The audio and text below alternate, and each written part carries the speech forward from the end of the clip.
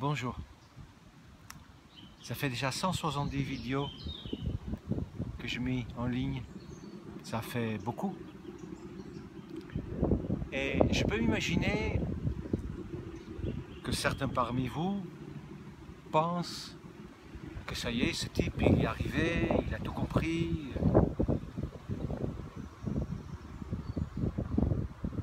Rassurez-vous. Loin de là. Je ne fais que partager les choses que j'ai comprises. Mais je suis encore loin du compte. Et dans cette petite vidéo, justement, je voulais partager une de ces choses que je trouve moi-même, quand je me regarde, plutôt attendrissant que autre chose. Et il s'agit de ce que j'ai vécu hier. Hier, j'étais en transit entre Saint-Cyr-sur-Mer et Saint-Brieuc, où je suis maintenant. Et j'étais à Paris et je me sentais fier de moi. Fier. Pourquoi? Parce que en fait, tous les trajets s'est fait de manière très souple. Je m'explique.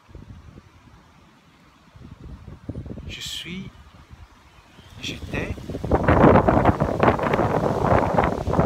assez emboîté en fait.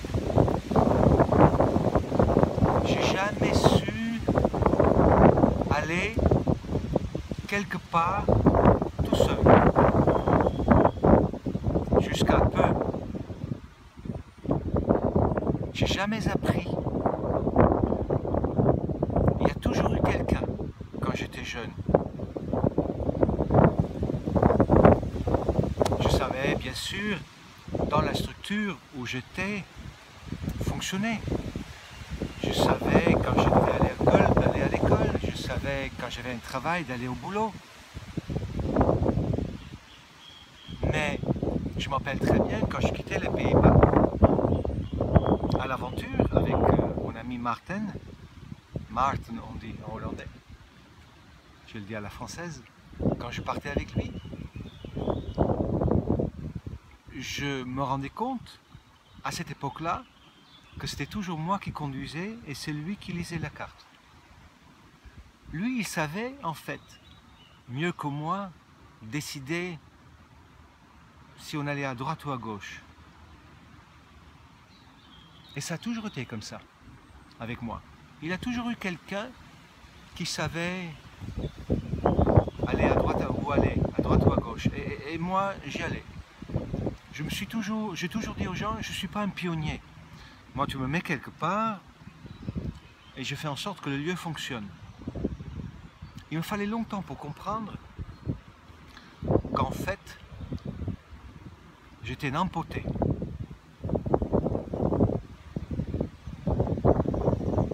Même si dans l'armée, en tant que lieutenant et dans la fonction de capitaine, j'ai pu circuler avec des convois et aller quelque part et décider, mais c'est tout dans une structure prédéfinie en quelque sorte.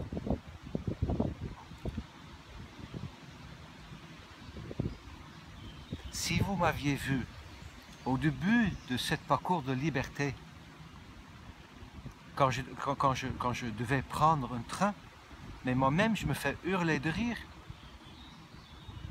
Déjà, je n'allais pas dans les machines parce que je trouvais ça compliqué. Je ne sais pas comment ça marche. Je ne savais pas comment ça marche. J'allais donc au guichet. Et au guichet, j'utilisais le monsieur ou la dame pour me rassurer. Comme ça, j'étais sûr que je prenais le bon billet. À la limite que j'étais dans le bon gare. Et je me faisais expliquer quel quai, où était la sortie. Et sur le chemin, je demandais plusieurs fois. Bien évidemment, j'arrive 1 heure à l'avance pour être sûr que j'ai le temps de trouver les endroits. Et quand je suis sur le quai, je demande 3-4 fois si je suis bien sur le bon quai et que le train, Une fois qu'il est à l'arrêt, qu'il arrive, est-ce que c'est bien ce train qui va là? Et une fois à l'intérieur, je vérifie encore une fois avant le train est parti.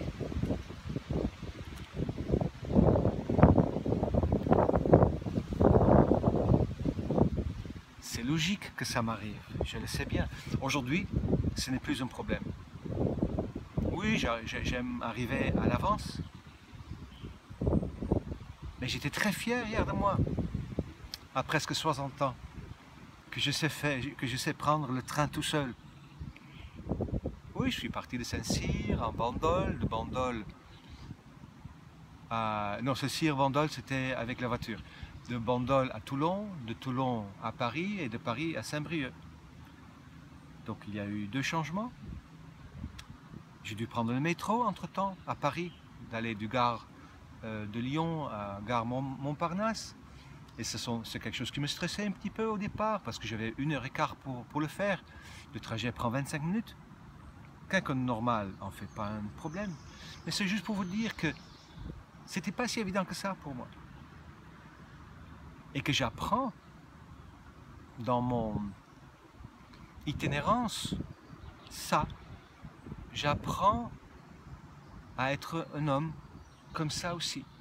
J'apprends à décider où je veux aller, comment je veux y aller. J'apprends à y aller, le temps que je veux y rester et quand est-ce que je vais partir. C'est important. Ça fait partie de la puissance d'homme. Aujourd'hui, je prends mes billets dans la machine. Il n'y a plus de soucis. Je suis tranquille. Donc j'étais très fier de moi hier. Et d'où ça vient? Mais c'est très logique, c'est très normal. Ça fait partie du rôle du père. C'est le père qui apprend à son fils à explorer le monde. C'est lui qui sépare la mère de son enfant, de son fils. C'est lui qui pose la loi. Je n'ai pas eu de père dans mon histoire. Je n'ai pas eu de repère non plus. Jusqu'à l'armée. C'est l'armée qui m'a permis de créer la structure d'homme à l'intérieur de moi. Et mon premier commandant, que je vois encore de temps en temps aujourd'hui, en Hollande, a été très important pour moi. Parce qu'il m'a fait confiance et il m'a très rapidement donné des responsabilités qui étaient en fait les siennes. Et je pense que beaucoup de gens sont comme moi, sans se rendre compte, beaucoup d'hommes. Je vois beaucoup d'hommes que je trouve extraordinaires, qui se débrouillent, ils construisent des choses, ils ont une idée dans leur tête et ils arrivent à le matérialiser. Mais il y a beaucoup d'hommes qui ont ce que j'ai aussi. L'absence du père. Et quelque part, ils créent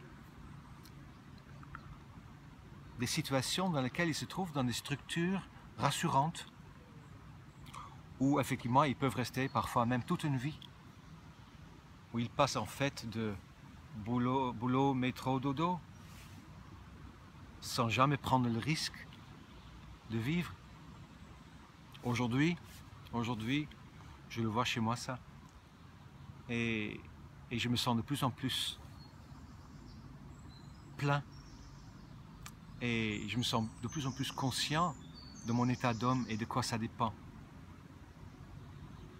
Qu'aujourd'hui, c'est mon rôle en tant qu'homme, dans ma puissance d'homme, de montrer comment explorer le monde. Peut-être à ceux que j'accompagne, à mon tour, peut-être à ceux que je rencontre, de garantir, d'être garant de la loi que nous avons ensemble décidée en quelque sorte, en tant que l'être humain, en tant qu'être humain. J'ai un rôle en tant qu'homme à jouer. Et j'apprends effectivement à être dans ma puissance d'homme. Il y a autre chose aussi que j'apprends dans mon itinérance. Et c'est par rapport à... Et là aussi, je suis très fier de moi. Mon père, comme vous venez de comprendre, je l'ai perdu très jeune, même s'il est encore vivant. Et ma mère aussi, je l'ai perdue, j'avais 22 ans. Donc d'une certaine manière, j'étais très vite livré à moi. Et j'étais en ce moment-là dans la structure de l'armée.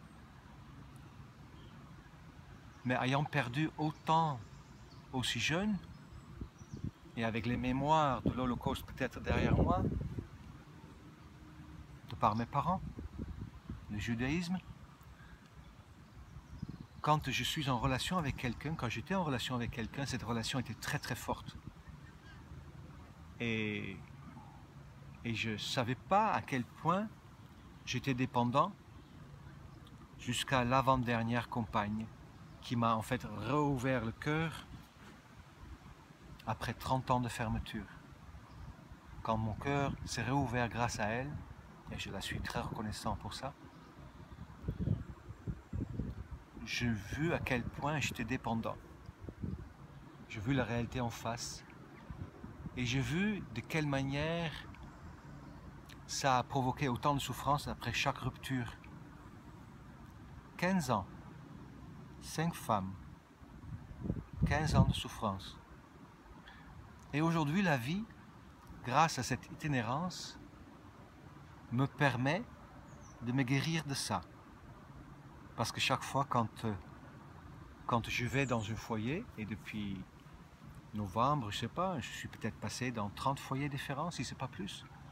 Mais chaque foyer où je rentre, mais je rencontre des gens, et il y a une forme de fusion qui se fait. Et après, quand je pars, au bout de 2-3 jours, hop, défusion. Pour recommencer avec un autre. Fusion, défusion, fusion, défusion. Jusqu'au moment que ça devient normal à l'intérieur de moi.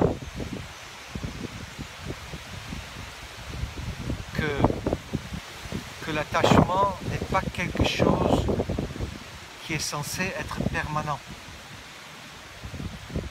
Comme pour normaliser quelque chose à l'intérieur de moi. Car rien ne m'appartient. Et je vois très bien que dans le rêve que j'ai envie de créer quand même une famille, mais qu'il s'agit en fait de la grande famille. Nous tous ensemble réunis. Et que si j'aurais à nouveau une petite famille, c'est-à-dire une compagne, et peut-être avec ses enfants ou avec nos enfants peut-être, mais ça sera avec une autre ouverture. Une ouverture ensemble vers le monde différemment. J'apprends que rien ne m'appartient. Je n'ai qu'un sac à dos et même ce sac à dos ne m'appartient pas. J'ai un peu d'argent et même cet argent ne m'appartient pas. Mon corps ne m'appartient pas. La relation ne m'appartient pas. Rien ne m'appartient.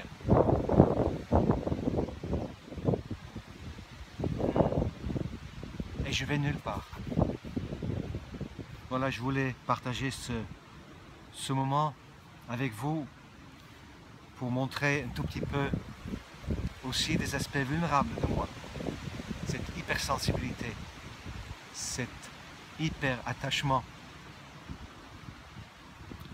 ce côté emporté de moi. Voilà, je vous souhaite une très belle journée et à très bientôt.